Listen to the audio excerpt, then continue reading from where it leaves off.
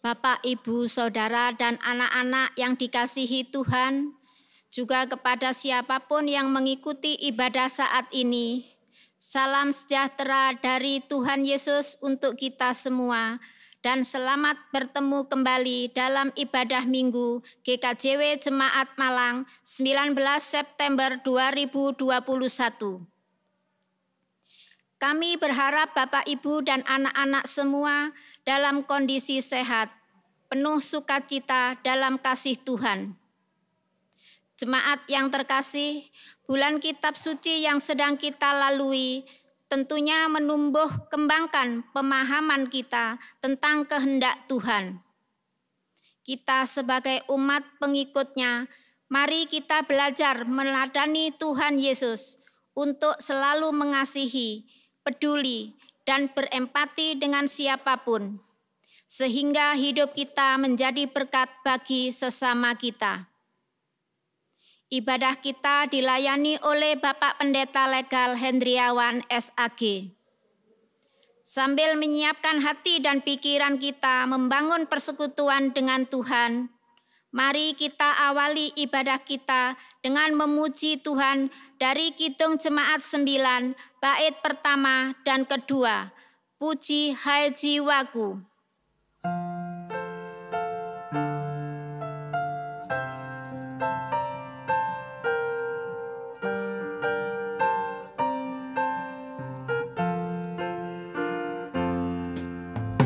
Puji hai jiwaku, puji Tuhan, selagi ada nafasmu. Allahku patutlah ku agungkan sepanjang umur hidupku. Hayatku Dia yang beri, Dia ku puji tak henti. Haleluya, haleluya. Jangan engkau pertaruhkan nasib kepada insan yang fana, juga bangsawan yang paling baik, hilang bersama niatnya.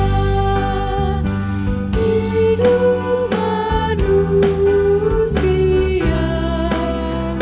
lenyap, hanyalah Allah yang tetap. Haleluya, haleluya. Jemaat yang dikasihi dan yang mengasihi Tuhan, kita berbakti pada minggu hari ini dengan penuh rasa syukur. Dan bersama kita menyambut panggilan Tuhan dalam pengakuan yang demikian. Pertolongan kita berasal dari Allah Bapa Sang Pencipta langit dan bumi, Allah yang setia pada apa yang sudah diciptakannya dan yang kekal kasih setianya. Salam bagimu, saudara-saudariku, diberkatilah engkau dalam nama Tuhan. Amin.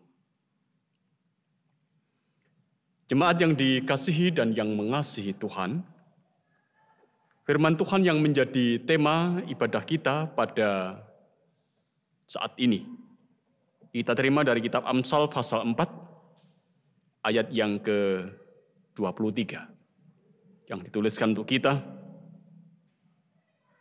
Jagalah hatimu dengan segala kewaspadaan, karena dari situlah terpancar kehidupan. Amin. Kita angkat satu pujian dari PKJ nomor 2. Mulia, mulia namanya.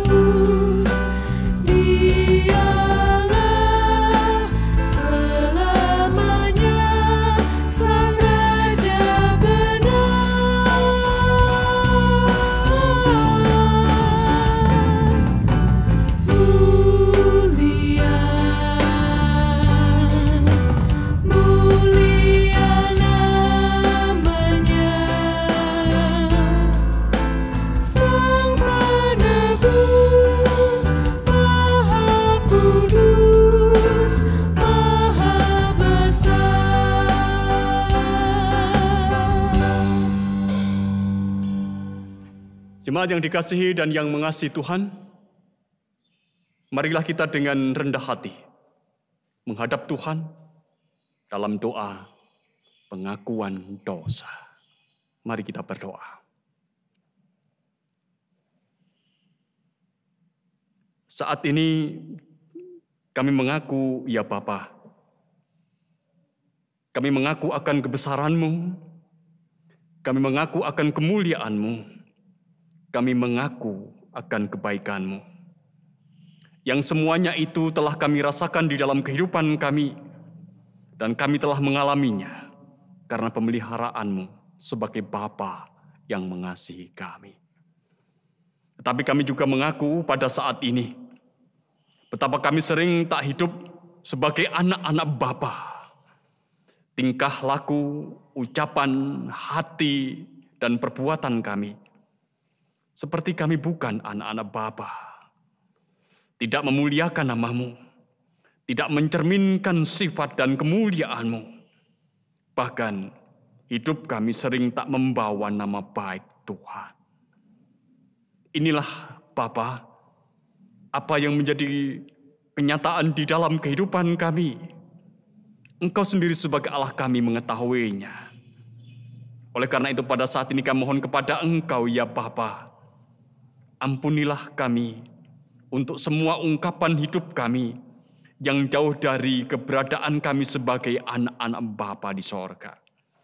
Kuduskanlah kami oleh darah yang kudus, darah Putra-Mu yang tunggal Yesus Kristus, yang menjadi juru selamat kami. Dan berikanlah kepada kami untuk selanjutnya kesempatan untuk membaharui kehidupan kami dalam hidup, dalam pertolongan Roh Kudus. Demikian ungkapan doa kami yang kami pinta hanya dalam nama Tuhan Yesus. Amin. Jemaat yang dikasihi dan yang mengasihi Tuhan, siapapun yang dengan jujur mengakui segala dosanya, Tuhan Sang Pengampun memberitakan kepada kita berita pengampunan menurut Roma pasal yang kelima, ayat 8 dan 9. Yang dituliskan untuk kita, akan tetapi Allah menunjukkan kasih-Nya kepada kita, oleh karena Kristus telah mati untuk kita ketika kita masih berdosa. Lebih-lebih, karena kita sekarang telah dibenarkan oleh darah-Nya, kita pasti akan diselamatkan dari murka Allah. Amin. Kita menyambut berita pengampunan ini dengan kembali angkat satu pujian dari Kidung Jemaat nomor 33 bait yang kedua dan bait yang keenam.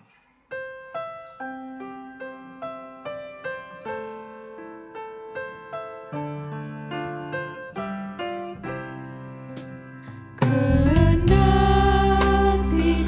lemah, tenaga Kau beri, Kau hapus aib dosaku, hidupku pun bersih. Aku datanglah, Tuhan padamu, dalam darah-Mu kudus, sucikan diriku.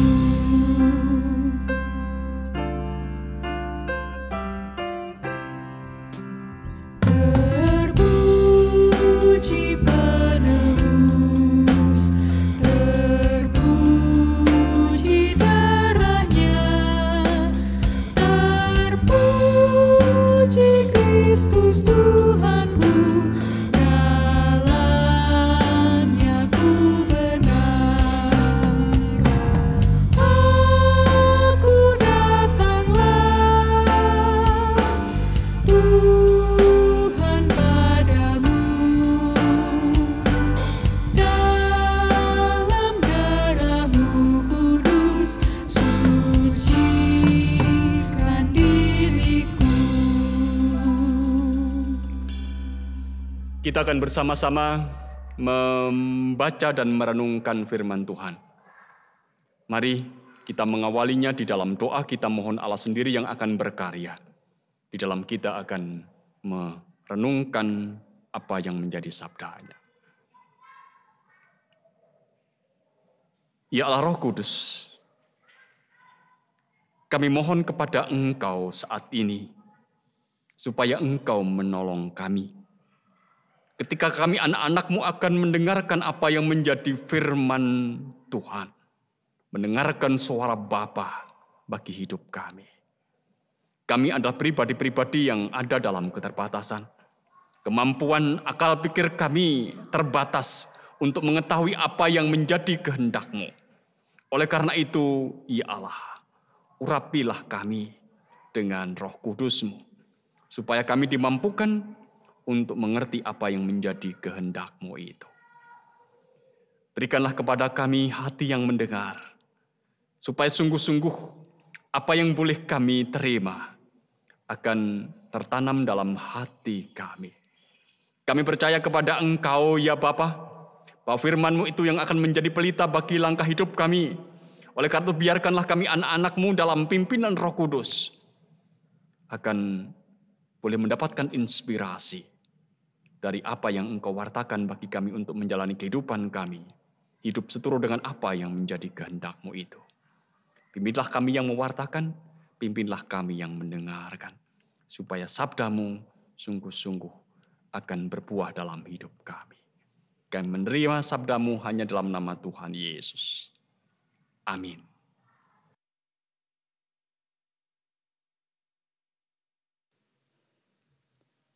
Bapak Ibu Saudaraku yang kekasih di dalam Tuhan, kita akan bersama-sama membaca dan merenungkan akan firman Tuhan yang diambil dari Yakobus 3 ayatnya yang ke-13 dan dari Yakobus 4 ayatnya yang ketiga.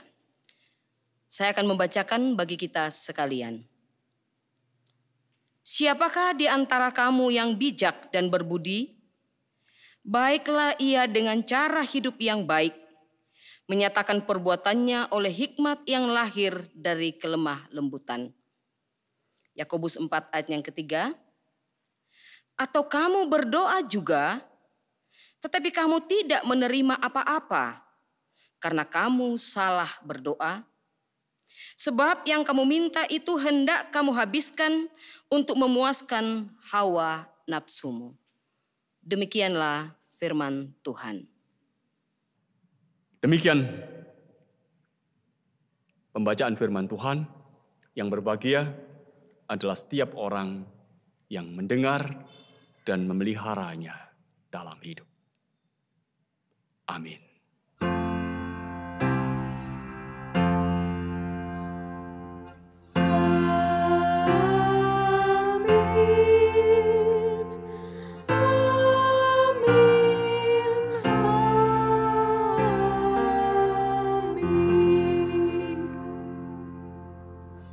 Bapak, Ibu, dan saudara-saudara, dan anak-anak yang dikasihi dan yang mengasihi Tuhan. Keinginan itu adalah tanda kehidupan. Demikianlah saya yakin setiap orang akan menghayatinya di dalam hidupnya. Karena keinginan itu hal yang mendasar dalam kehidupan kita. Karena keinginan itu menjadi penggerak utamanya. Dan sebenarnya, apa yang kita katakan dan apa yang kita lakukan sepanjang pagi hingga malam hari menjadi gambaran atas keinginan-keinginan di dalam diri kita. Ketika kita diam, ketika kita duduk, ketika kita bekerja, ketika kita marah, ketika kita menangis, ketika kita tertawa, tersenyum. Semuanya itu menjadi gambaran atas keinginan yang ada dalam diri kita. Bahkan saudara-saudara, tidak jarang keinginan-keinginan itu kemudian menguasai alam bawah sadar kita dan kemudian muncullah manifestasinya dalam mimpi-mimpi kita.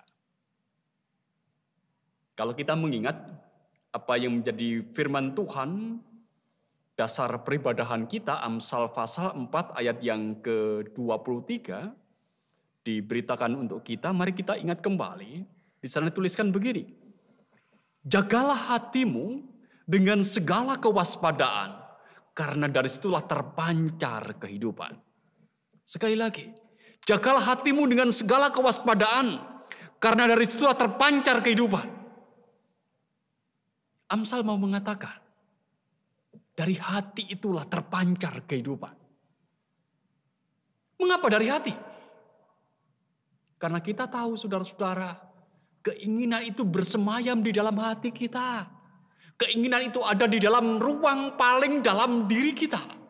Ia tidak terlihat, ia tidak tampak, ia tidak mudah dikenali, tetapi ia memberi warna dominan atas kehidupan kita. Keinginan itu mempengaruhi seluruh aspek kehidupan kita. Perasaan kita, pikiran kita. Keinginan itu juga mempengaruhi alam kesadaran kita, tapi juga alam bawah sadar kita. Bapak, Ibu, dan saudara-saudara yang dikasihi dan yang mengasihi Tuhan, sejarah kehidupan Tuhan Yesus itu menjadi contoh konkret bagaimana kata dan tindakannya itu mencerminkan keinginan yang ada di dalam dirinya.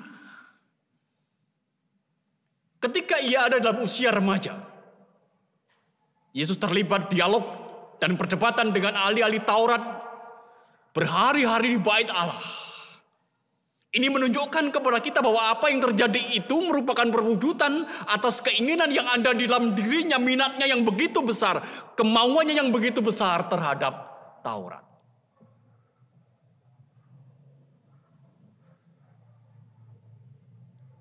Ketika menjelang peristiwa kesengsaraannya dan kematiannya, Injil-Injil juga mencatat bahwa ia, Yesus, itu mengarahkan pandangannya ke Yerusalem.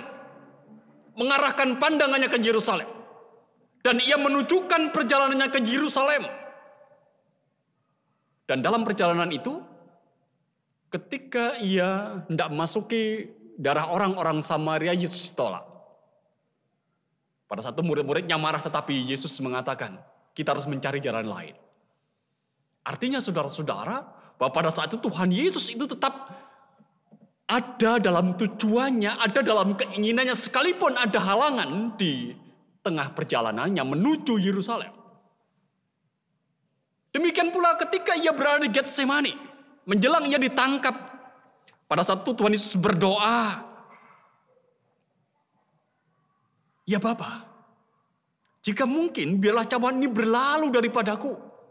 Tetapi bukan kehendakku, melainkan kehendak-Mu lah yang jadi." Doa ini saudara-saudara menjadi nyata dalam perjalanan Yesus menuju Kalvari. Derita dan kematiannya tidak menghalanginya untuk mewujudkan apa yang menjadi kehendaknya, apa yang menjadi keinginannya. Yaitu tunduk di bawah keinginan atau kehendak Bapanya. Nah, dalam kesadaran bahwa kehendak atau keinginan itu menjadi penggerak atas hidup kita, saudara-saudara, sehingga kemudian mendominasi warna kehidupan kita, maka keinginan itu harus dikendalikan. Seperti pikiran kita, seperti perasaan kita yang juga harus dikendalikan, seperti pula lidah yang dalam bahasa Yakobus juga harus dikendalikan. Karena keinginan yang tak terkendalikan itu juga tidak akan membawa hidup kita pada kebaikan, tapi justru akan membawa kehidupan kita itu pada kehancuran. Ingatlah saudara-saudara, Daud hidupnya dihancurkan oleh keinginannya ketika ia memiliki hasrat untuk memiliki istri dari panglimanya, Uria. Adam dan Hawa, saudara-saudara, hidupnya dihancurkan oleh keinginannya. Keinginan itu apa? Keinginan untuk menjadi sama seperti Allah. Yudas pun hidupnya dihancurkan oleh keinginan. Keinginan apa? Keinginan untuk mengendalikan Yesus. Untuk mendominasi kehidupan Yesus. Nah, pertanyaannya sekarang saudara-saudara. Mengapa? Mengapa keinginan kita itu harus dikendalikan? Atau mengapa keinginan kita itu harus kita kendalikan? Karena sungguhnya saudara-saudara, keinginan yang ada dalam hati manusia, keinginan dalam diri kita itu menjadi sumber konflik dan persoalan. Mari kita mengingat kembali apa yang menjadi bagian dari bacaan kita tadi. Di dalam Yakobus pasal yang pertama, pasal yang keempat, ayat yang pertama. Dari manakah datangnya sengketa dan pertengkaran di antara kamu? Bukankah datangnya dari hawa nafsumu yang saling berjuang di dalam tubuhmu? Itu yang diungkap oleh Yakobus. Semua persoalan, semua konflik yang ada dalam hidup kita itu tidak muncul dalam kevakuman. Atau tiba-tiba muncul begitu saja. Jauh sebelum itu, saudara-saudara, semuanya terjadi. Sumbernya ada di dalam hati. Keinginan hati itu yang menjadi persoalan. Mengapa? Karena keinginan dalam hati manusia itu sudah mengandung persoalan. Ada berapa persoalan, saudara-saudara, menyangkut keinginan dalam hati manusia? Yang pertama, ada banyak keinginan dalam hati manusia dan tidak semua keinginan itu baik. Ini persoalan pertamanya. Jadi persoalan pertama menyangkut keinginan itu adalah bahwa ada banyak keinginan dalam hati kita, hati manusia, dan tidak semua keinginan itu adalah keinginan yang baik. Artinya bahwa dalam hidup manusia itu juga manusia punya keinginan-keinginan yang tidak baik. Oleh karena itu kalau kita mengingat apa yang pernah disampaikan oleh Rasul Paulus di dalam suratnya kepada jemaat Roma pasal 7 ayat 22 dan ayat 23. Mari jenak kita perhatikan, di sana tuliskan begini. Sebab di dalam batinku aku suka akan hukum Allah. Tetapi dalam anggota-anggota tubuhku aku melihat hukum lain yang berjuang melawan hukum akal budiku dan membuat aku menjadi tawanan hukum dosa yang ada di dalam anggota-anggota tubuhku. Saudara-saudara yang dikasihi dan yang mengasihi Tuhan. Dengan berkata seperti itu, Paulus seolah menegaskan di dalam dirinya itu ada pertentangan. Ada sesuatu yang baik, tetapi juga ada sesuatu yang buruk, sesuatu yang tidak baik yang ada di dalam dirinya. Keduanya itu ada dalam diri Paulus. Tiap kali yang satu berjalan, yang lainnya juga ada di jalan itu dan mengganggu jalan itu. Artinya bahwa dalam hati manusia itu selalu ada konflik. Peperangan antara keinginan baik dan keinginan buruk atau keinginan jahat. Mari kita ingat bahwa semua konflik, semua peperangan yang terjadi dalam kehidupan manusia dan terjadi dalam kehidupan kita, apakah itu perang dunia, perang antar negara, perang antar suku, perang antar pemeluk agama, konflik antara anggota parlemen, konflik rumah tangga, konflik keluarga karena warisan. Semua konflik dan persoalan itu, saudara-saudara, dimulai dari perang di dalam hati. Dimulai dari perang dalam hati, yaitu perang keinginan. Nah, dari sini sebenarnya kita diingatkan dalam hidup kita bahwa pengendalian keinginan itu adalah sebuah kewajaran atau bahkan sebuah keharusan di dalam kehidupan kita. Karena kedua keinginan itu baik dan jahat itu selalu ada bersamaan di dalam hati kita. Tak jarang batasnya pun juga sangat tipis. Batas keduanya bisa sangat kabur.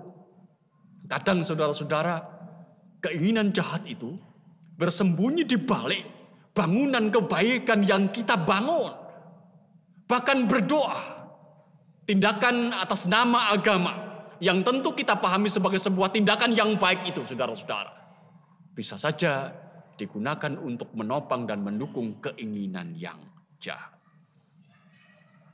Mari kembali kita ingat apa yang disampaikan oleh Yakobus pada pasal yang keempat ayat yang ketiga, tuliskan kepada kita demikian.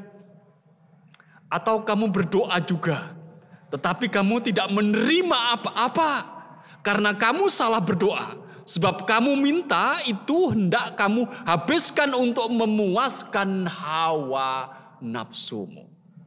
Doa kok untuk memuaskan hawa nafsu, doa kok untuk memuaskan keinginan. Itu yang ingin disampaikan oleh Yakobus. Inilah keinginan manusia yang pada dirinya sendiri sudah menjadi persoalan. Karena yang ada dalam diri manusia itu bukan hanya keinginan baik, tetapi juga keinginan jahat. Ini persoalan pertama terkait dengan keinginan. Yang kedua, saudara-saudara,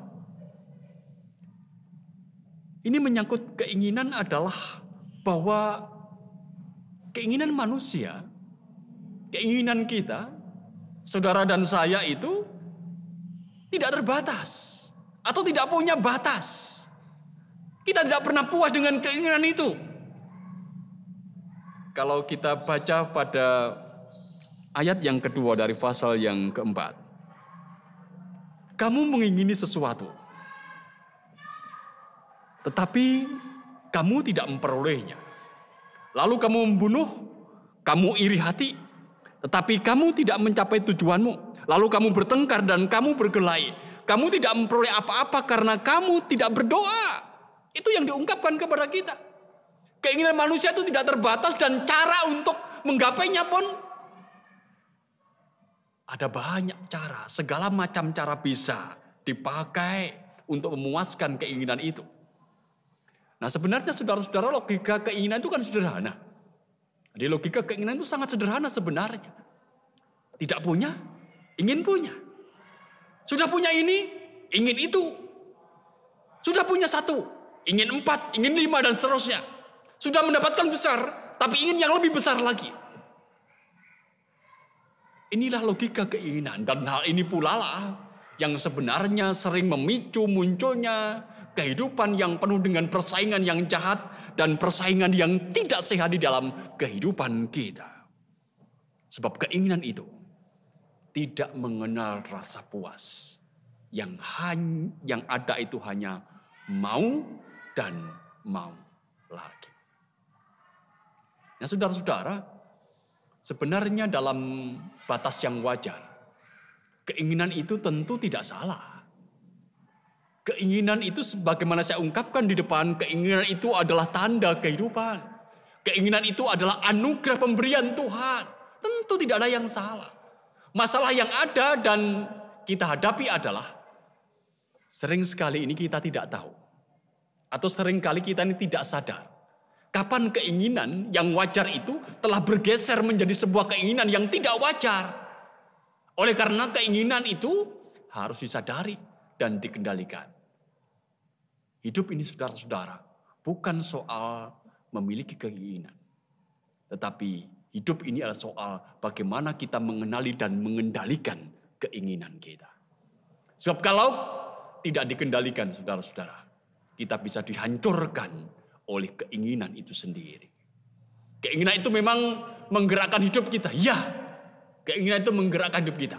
Tetapi jika tidak terkendali atau tak terkendalikan, itu juga akan membawa hidup kita itu pada satu titik yang kita menyebutnya ini adalah titik kematian. Itu persoalan kedua atau problem kedua terkait dengan keinginan. Dan yang ketiga, persoalan menyangkut keinginan adalah bahwa keinginan dalam hati kita, keinginan dalam hati manusia itu mengikuti kecondongan hati. Jadi keinginan manusia, keinginan saya, keinginan panjenengan semua itu mengikuti kecondongan hati. Hati kita condong kepada siapa? Hati kita condong kepada siapa? Kepada Allah? Atau condong kepada iblis?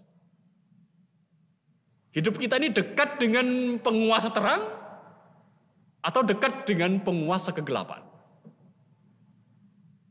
Kalau hati kita ini dekat dengan Allah, saudara-saudara, yakinlah bahwa keinginan yang menempel, keinginan yang menyertai dalam hati kita ini juga adalah keinginan-keinginan yang baik. Tetapi bila hati kita itu dekat dengan penguasa kegelapan, maka yang menyertainya adalah keinginan-keinginan yang jahat dan yang buruk. Dari situ kita tahu bahwa cara terbaik untuk mengendalikan keinginan yang ada dalam diri kita itu adalah dengan memilih. Memilih apa? Memilih dekat dengan Allah. Salah satu bagian firman Tuhan mengatakan kepada kita, hanya dekat Allah saja aku tenang. Begitu. Hanya dekat Allah saja aku tenang. Artinya bahwa ketika kita ada dekat dengan Tuhan, maka condongan hati kita pun sebenarnya adalah kecondongan hati yang membuahkan keinginan-keinginan yang baik dalam kehidupan kita.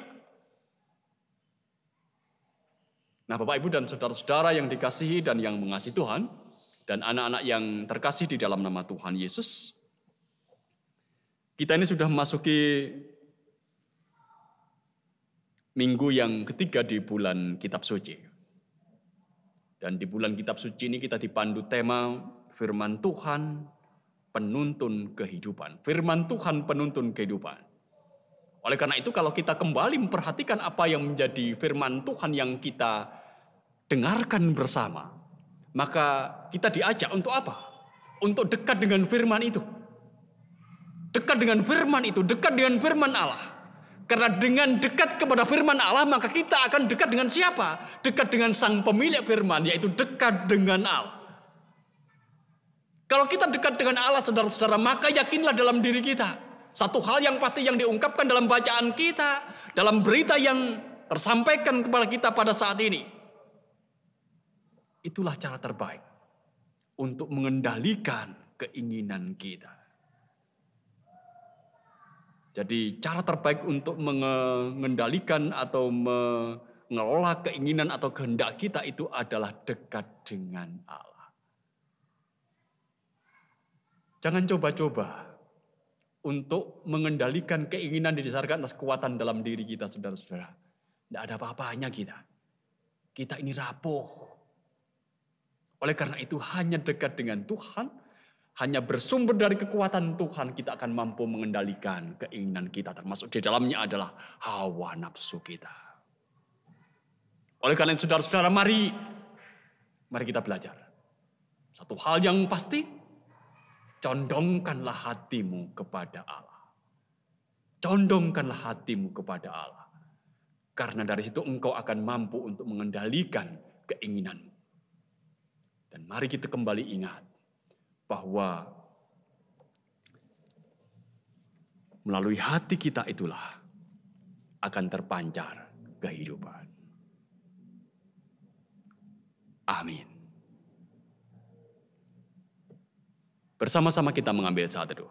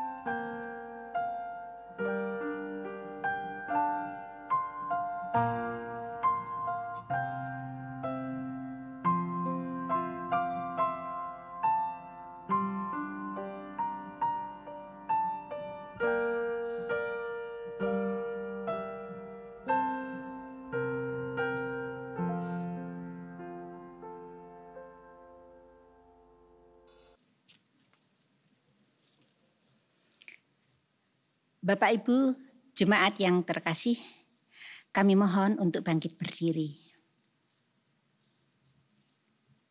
Mari kita perbaharui iman kita kepada Tuhan dengan mengikrarkan pengakuan iman rasuli yang demikian. Aku percaya kepada Allah Bapa yang Maha Kuasa, Khalik langit dan bumi, dan kepada Yesus Kristus, Anaknya yang tunggal, Tuhan kita, yang dikandung daripada Roh Kudus, lahir dari anak darah Maria, yang menderita di bawah pemerintahan Pontius Pilatus, disalibkan, mati dan dikuburkan, turun ke dalam kerajaan maut. Pada hari yang ketiga, bangkit pula dari antara orang mati. Naik ke surga, duduk di sebelah kanan Allah, Bapa yang Maha Kuasa, dan akan datang dari sana untuk menghakimi orang yang hidup dan yang mati. Aku percaya kepada Roh Kudus, gereja yang kudus dan am, persekutuan orang kudus, pengampunan dosa, kebangkitan daging, dan hidup yang kekal. Amin. Jemaat dipersilahkan duduk. Jemaat kekasih Tuhan, bersama dengan seluruh gereja Tuhan di muka bumi ini, kita akan melayankan doa syafaat kita. Mari berdoa. Bapa Surgawi, perkenankan pada saat ini kami anak-anak-Mu kembali menghampiri tahta-Mu. Kami ucapkan syukur karena Engkau telah menyertai kami dalam peribadahan ini. Kami mengucap syukur karena Engkau memberikan kesempatan bagi kami untuk menikmati cinta-Mu, menikmati kasih saudara-saudara sebagai satu keluarga. Dan kami bersyukur kepada Engkau karena Engkau memberikan kekuatan kepada kami melalui perjumpaan kami dengan Engkau dan dengan saudara-saudara kami. Engkau yang akan menepuhkan persekutuan kami dan mampukan kami untuk terus dan terus hidup dalam persekutuan yang di dalamnya Engkau ada dan hidup. Terima kasih Tuhan untuk persekutuan ini, untuk ibadah ini, untuk perjumpaan ini. Dan kami juga bersyukur kepada Engkau karena Engkau telah memberitakan kepada kami apa yang menjadi kata hati-Mu. Engkau mengingatkan kepada kami supaya kami ada dekat akrab dengan firman Tuhan. Supaya dengan demikian kami boleh dekat dengan Engkau sebagai Tuhan dan Juru Selamat kami. Dan dalam kedekatan itu juga kami akan mencondongkan hati kami kepada Engkau. Supaya dengan kecondongan hati ini kepada Tuhan kami boleh mengendalikan keinginan-keinginan yang ada dalam diri kami. Karena sungguhnya di dalam diri kami bukan hanya keinginan yang baik, tapi juga keinginan-keinginan jahat ada di dalam diri kami. Ajari kami ya Tuhan untuk terus dan terus mengupayakan di dalam diri kami ini untuk ada hidup dekat dengan Tuhan dan mencondongkan hati hanya kepada Tuhan. Terima kasih Tuhan untuk firman-Mu. Biarkan kami anak-anak-Mu akan terus belajar untuk melakukannya. Bukan hanya mendengar, bukan hanya mewartakan. Berdoa untuk pelayanan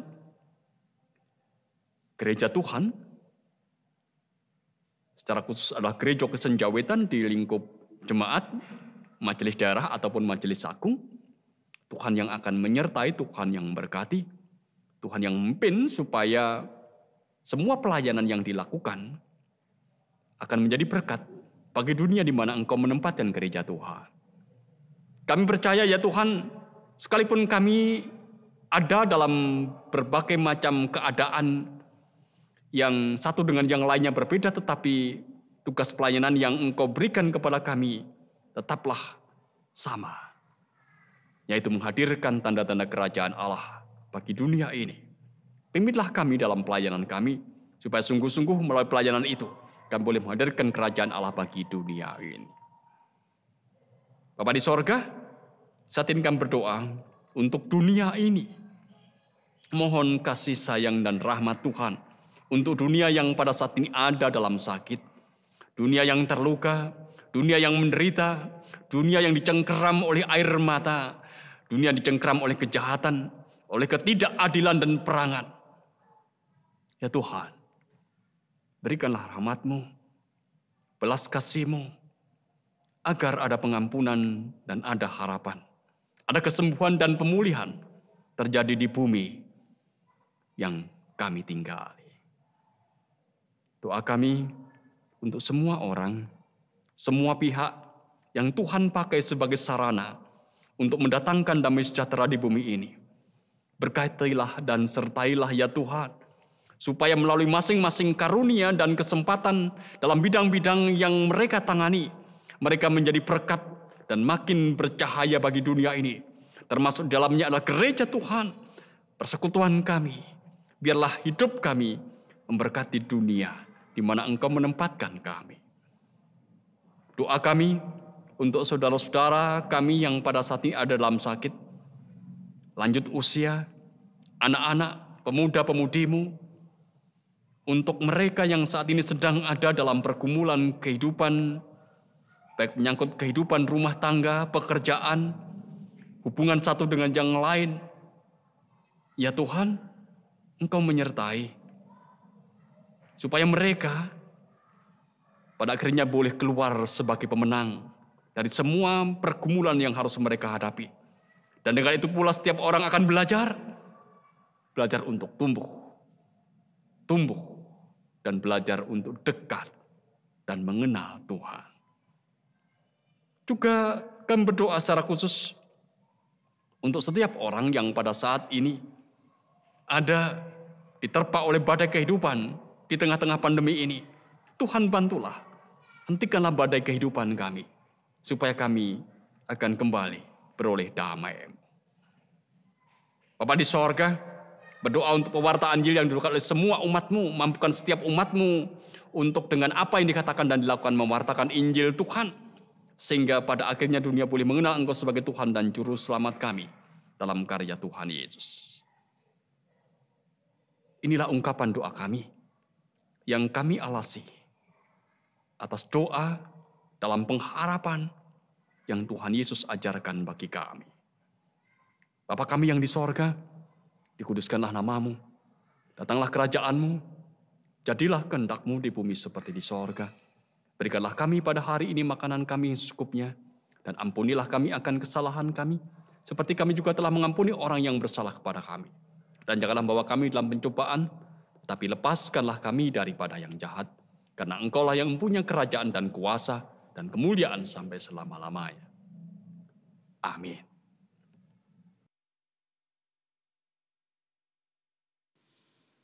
Bapak Ibu yang terkasih di dalam Tuhan, dalam kehidupan orang percaya, peran kasih Allah begitu besar dan karyanya sungguh luar biasa. Dan sebaliknya, kita juga harus mengasihi Allah dengan sebulat hati dan sungguh-sungguh. Karena segala kenikmatan hidup yang kita rasakan adalah berasal dari Dia. Tanpa kasih dan berkat Tuhan, hidup kita akan sia-sia dan tak bermakna. Seperti firman Tuhan yang tertulis dalam kitab Roma bab 11 ayat 36 yang berbunyi demikian. Sebab segala sesuatu adalah dari Dia dan oleh Dia dan kepada Dia, bagi Dialah kemuliaan sampai selama-lamanya. Mari kita bersyukur atas kasih dan kemuliaan-Nya dengan menyerahkan persembahan kepada Tuhan. Bersamaan dengan kita mengumpulkan persembahan, kita mengagungkan nama-Nya dengan pujian pelengkap Kidung Jemaat nomor 148, bait pertama dan ketiga. Terima kasih ya Tuhanku.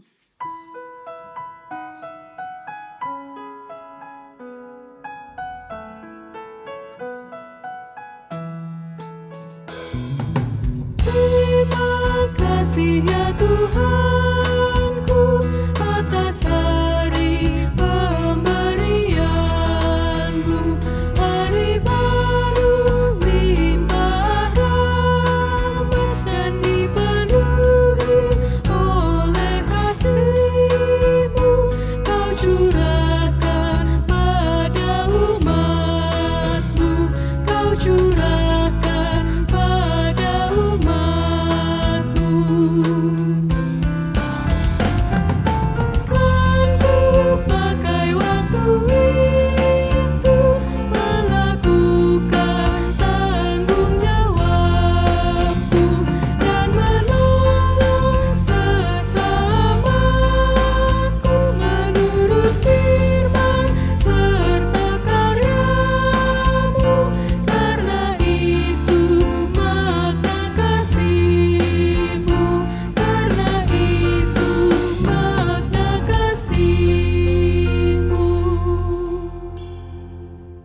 Kita serahkan persembahan kita di dalam doa. Mari kita berdoa. Tuhan Allah yang penuh kasih dan kemuliaan, yang kami puji dan kami sembah di dalam Allah Bapa, Allah Putra, dan Allah Roh Kudus. Kami umat-Mu sungguh berterima kasih atas segala berkat dan kasih karunia-Mu. Kami sadar bahwa tanpa campur tangan Tuhan, hidup kami tidak berarti apa-apa dan kami tidak punya makna apa-apa. Karena itu kami sungguh bersyukur mempunyai Allah yang seperti Engkau. Dan izinkan kami saat ini mengungkapkan rasa syukur kami dengan menyerahkan persembahan kepada Tuhan. Terimalah dan berkatilah persembahan kami, walaupun nilainya tidak sebanding dengan berkat-berkat yang kami terima daripada-Mu. Jadikanlah persembahan kami sebagai sarana pelayanan kasih di gereja kami, sehingga kerajaan-Mu semakin nyata dan diluaskan.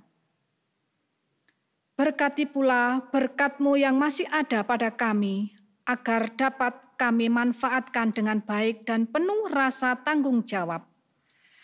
Bagi pengelola persembahan yang sudah Tuhan utus, berkati mereka agar dapat melaksanakan tugasnya dengan baik seturut dengan kehendak-Mu. Bapa di surga, terima kasih atas firman-Mu yang sudah diberitakan pada saat ini. Berkatilah setiap kami yang sudah mendengarkannya, agar firman-Mu tidak kembali dengan sia-sia, tetapi menjadi berkat bagi hidup kami. Demikian doa dan ungkapan syukur kami yang kurang sempurna ini. Kami mohon hanya dalam pengasihan Tuhan Yesus Kristus, Juru Selamat kami yang hidup. Amin. Jemaat yang dikasihi dan yang mengasihi Tuhan, kita akan kembali hidup dalam keseharian kita. Kita akan mengakhiri ibadah kita. Oleh karena itu mari kita hidup, belajar turut dengan apa yang menjadi kehendak Tuhan. Dengan pertama-tama belajarlah untuk mengendalikan keinginan kita. Dan belajarlah untuk mencondongkan hati kita hanya kepada Allah. PKJ nomor 266, bait yang pertama dan bait yang kedua. Dalam nama Yesus Tuhanku.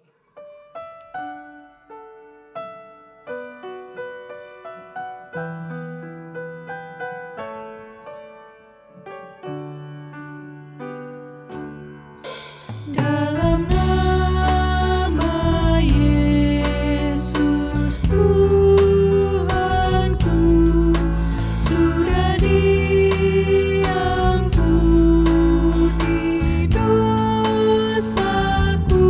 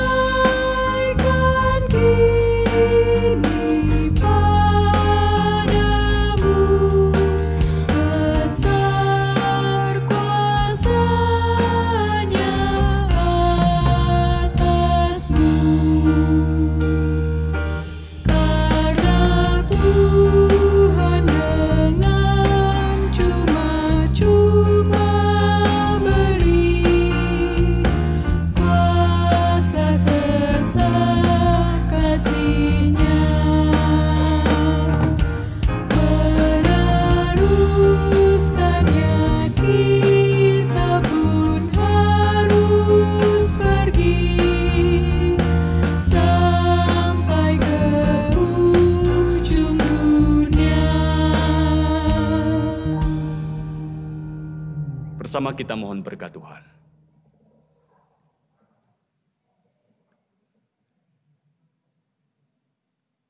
Anugerah dan damai sejahtera yang berasal dari Allah Bapa, di dalam pengasihan Tuhan Yesus Kristus dan Roh Kudus, menyertai, melindungi saudara-saudara semuanya, kini dan selamanya.